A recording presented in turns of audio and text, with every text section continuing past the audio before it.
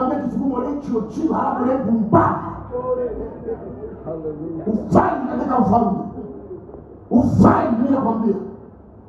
Mimi nakwambia mbili wanaingia giant, gentlemen waliopita vita vya imani. Utasimama na watu wa Mungu aliyechuma ngozi kavuliwa bila ganzi. Nini maneno?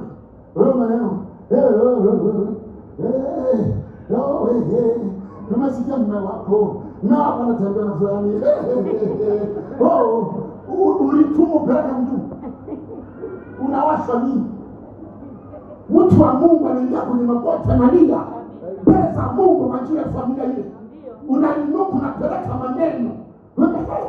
Upewe Pepsi na soda. Unywe. Na siku moja mbingu ya watu labda ya Morogoro.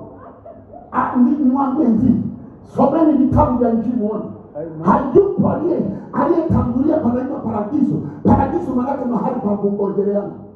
Walioingia wote ni mashujaa wa imani. Kule waliotangulia wanasema hivi, wanalia mbele za kiti cha enzi, wanamuuliza Mungu, ni lini Mungu utajilipiza kisasi kwa ajili ya damu zetu? Wale watu walimwaga damu.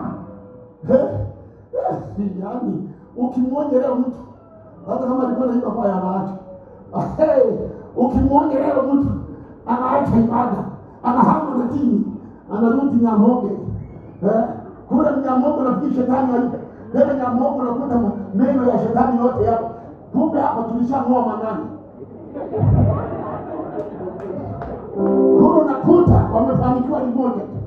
Yote mengine yapo. Utatosha. Shetani akimbiwi. Simama upigane kinyume. Kiimani. Paulo anasema vita nimeipiga. Anasema imani nimeilinda. Paulo anasema imani nimeilinda. Na saa ya kufariki kwangu imefika. Anampia moyo Timotheo wakati yeye Paulo yuko jela.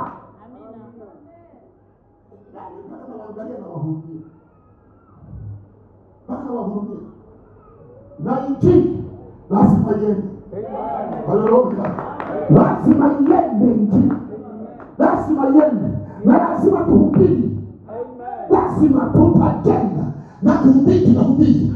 Walipopata nguvu ndipo wakawa mashahidi Yerusalemu na Samaria. Ndio hapo kanisa walikuwa na tabia kukaa pamoja. Mungu akaruhusu majaribu.